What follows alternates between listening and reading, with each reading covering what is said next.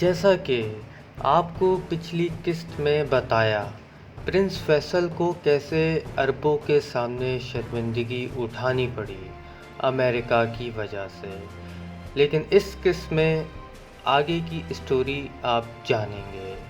ہمارے ساتھ جڑے رہیے۔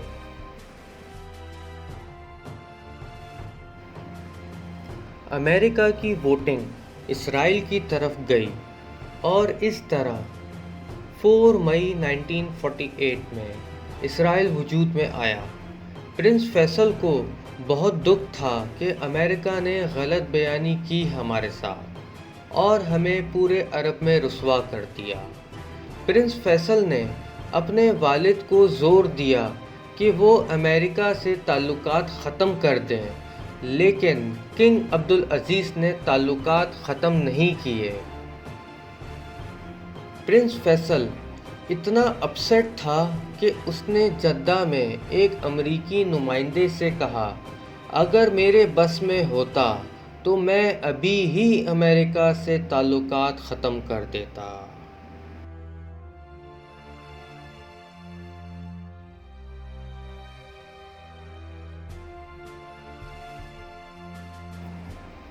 انہی دنوں پرنس فیصل امریکہ سے مایوس ہو کر مسلم ممالک کی طرف دیکھا اور اپنے رابطے تیز کر دیے، اور ان میں پاکستان بھی شامل تھا۔ پاکستان 1947 میں وجود میں آیا، لیکن پرنس فیصل کے تعلقات پاکستان بننے سے پہلے کے تھے۔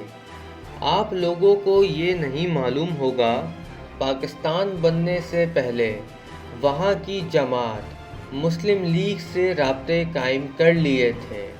لاہور میں قیام پاکستان سے پہلے پرنس فیصل اور سعود بن عبدالعزیز لاہور گئے تھے اور محمد علی جناح کے مہمان بھی بنے تھے۔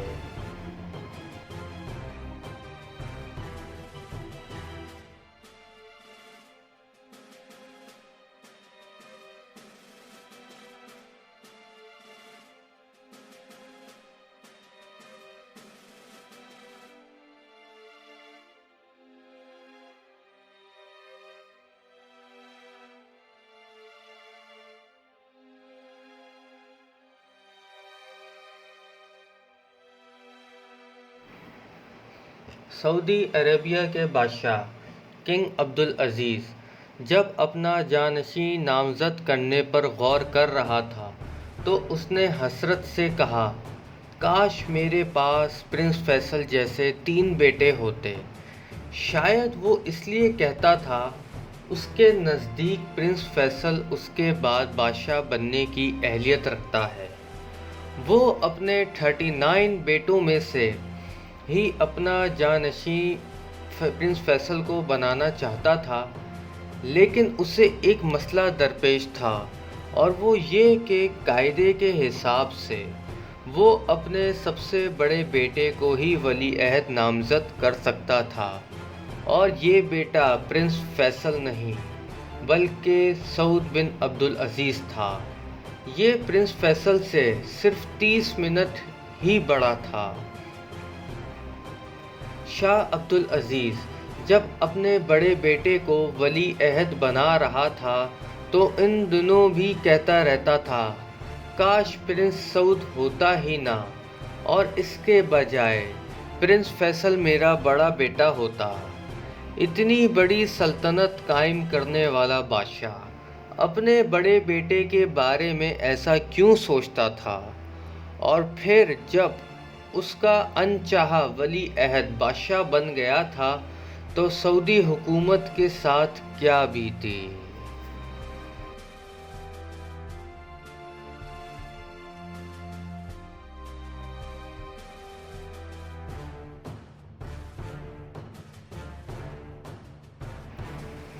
1953 کی بات ہے، جب سعودی عربیہ کے بادشاہ کنگ عبدالعزیز السعود کی ڈیتھ ہوئی تو اسی کا جانشین بادشاہ سعود بن عبدالعزیز سعودی تخت پر بیٹھ گیا۔ سعود بن عبدالعزیز بادشاہ بننے سے پہلے ہی ایک پر لطف زندگی کا شوقین تھا۔ اس کی 100 سے زیادہ بیویاں تھیں، 24 محل تھے، نیو ماڈلز کی گاڑیاں بے انتہا تعداد میں تھیں۔ وہ شراب کا بھی شوقین تھا اور دولت بھی بہت زیادہ خرچ کیا کرتا تھا۔ اس مائنڈ سیٹ کے ساتھ وہ بادشاہ بنا اور اپنے آپ کو چینج کرنے کی کوشش بھی نہ کی۔ بادشاہ بنتے ہی اس نے سب سے پہلا حکم دیا اپنے لیے نیو محل بنوانے کا۔ نیو محل بنائے جائیں، جہاز لیے جائیں اور گاڑیاں لی جائیں۔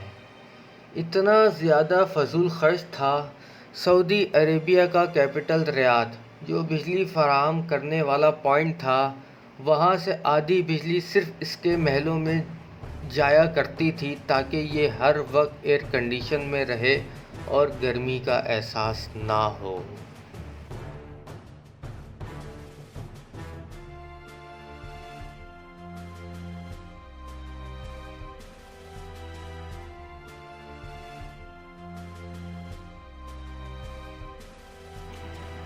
سعودی عربیہ کا بادشاہ سعود بن عبدالعزیز کی عیش و عشرت کی وجہ سے سعودی عربیہ کی حکومت کمزور ہوتی جا رہی تھی۔ جب 1953 میں سعودی عربیہ کے پہلے بادشاہ کنگ عبدالعزیز کی ڈیتھ ہوئی تھی، اس ٹائم سعودی عربیہ کا قرضہ $200 ملین تھا، لیکن 1958 تک یہ قرضہ $480 ملین تک جا پہنچا۔ سعودی حکومت کو فنڈز کی شارٹیج کی وجہ سے کافی سرکاری پروجیکٹس روکنا پڑے، لیکن سعود بن عبدالعزیز کے حکم پر اس کے محلوں کی تعمیر جاری رہی۔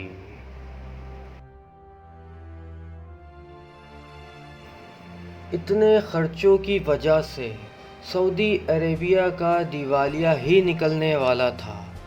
سعودی حکومت نے انٹرنیشنل بینک سے بھی رابطہ کیا قرضوں کے لیے، لیکن وہاں سے بھی پیسہ تو نہ ملا، لیکن انکار ضرور ملا۔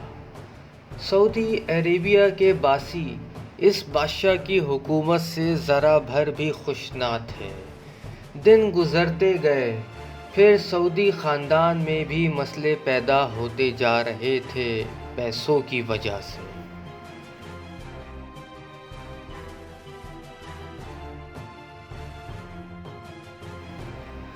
سعودی عربیہ کے بادشاہ سعود بن عبدالعزیز کی عیاشیوں کی خبریں انٹرنیشنل خبریں بننا شروع ہو گئی تھیں۔ ان خبروں سے کافی نقصان ہو رہا تھا اور یہ سمجھا جاتا تھا سعودی عربیہ زیادہ ٹائم نہیں رہ سکے گا۔ سعودی عربیہ کے باسیوں اور حکومت کو ایسے آدمی کی تلاش تھی جو اس ڈوبتی ہوئی کشتی کو پار لگا دے۔ ان کی نظر میں ایک ہی تھا اور وہ تھا پرنس فیصل، جو 3000 شہزادوں میں سب سے مختلف تھا، حکومت کرنے کے بھی بظاہر صلاحیتیں رکھتا تھا۔ آل سعود بھی اسے پسند کرتے تھے اور علماء بھی۔ پرنس فیصل کو اس لیے پسند کیا جاتا تھا کیونکہ لوگوں نے اس کو دیکھا تھا ماضی میں اس نے کیسے اپنا لوہا منوایا تھا دوسرے علاقوں میں، کیسے جنگیں لڑی تھیں، بہترین کمانڈر تھا، سادہ زندگی گزار رہا تھا، شراب اور سگریٹیں بھی چھوڑ دی تھیں۔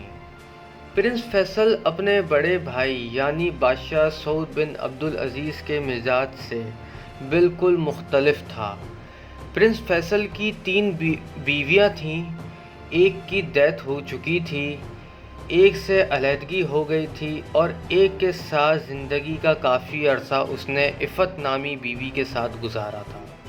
پرنس فیصل کی صلاحیتیں دیکھتے ہوئے آل سعود نے اور علماء نے یہ فیصلہ کیا سعود بن عبدالعزیز کو ہٹا کر پرنس فیصل بن عبدالعزیز کو حکمران بنائیں گے۔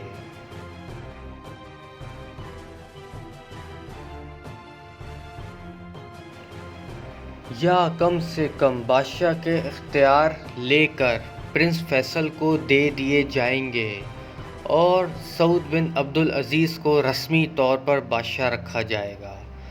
آل سعود کا طاقتور دھڑا جو پرنس فیصل کو بادشاہ بنانا چاہتے تھے، اس میں پرنس خالد اور پرنس فہد بھی شامل تھے۔ آل سعود کے طاقتور دھڑے اور علماء نے بادشاہ سعود بن عبدالعزیز پہ دباؤ ڈالا وہ اپنے اختیارات پرنس فیصل کے حوالے کر دیں، لیکن پرنس فیصل راضی نہ تھا کیونکہ وہ اپنے بڑے بھائی کا احترام کرتا تھا اور اس کا کہنا تھا اگر آج میں نے زبردستی اپنے بھائی سے اختیار چھین لیے تو اس سے ایک غلط روایت قائم ہوگی اور آل سعود میں بھائی بھائی کا دشمن بن جائے گا۔ پرنس فیصل نے کہا اگر اختیار ہی لینے ہیں تو بادشاہ مجھے خود حوالے کرے، کسی کے دباؤ میں آ کر نہیں۔ 1958 میں ایک دن سعودی عربیہ کے بادشاہ سعود بن عبدالعزیز نے اعلان کر دیا کہ وہ اپنے اختیارات پرنس فیصل کے سپرد کر رہا ہے۔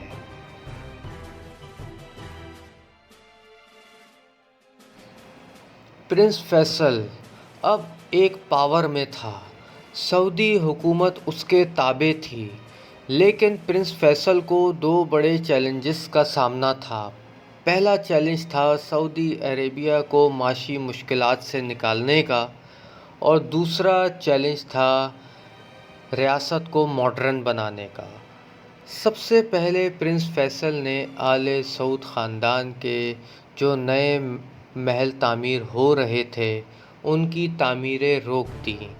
اس کے بعد امپورٹڈ کارز پر بھی پابندی لگا دی اور غیر ضروری پیسہ آل سعود کے خاندان کے شہزادوں کو بھی دینا بند کر دیا۔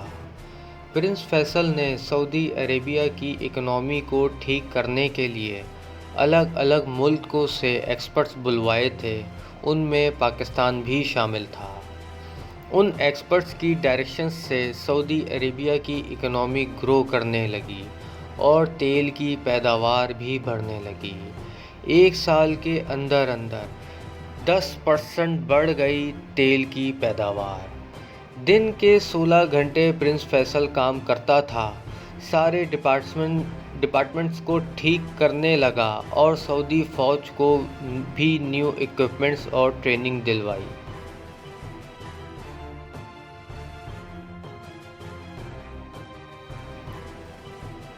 سعودی عربیہ کے حالات اچھے ہوتے گئے۔ پرنس فیصل کا صرف ایک محل تھا جدہ میں، لیکن بعد میں وہ بھی گیسٹ ہاؤس ڈکلیئر کر دیا گیا۔ یہ تھی پوری سٹوری میرے دوستو۔ پرنس فیصل نے کیسے جنگیں لڑیں، کیسے اس نے سعودی عربیہ کو ڈوبتے ہوئے بچایا اور تیل کی پیداوار میں کیا کام انجام دیا تھا۔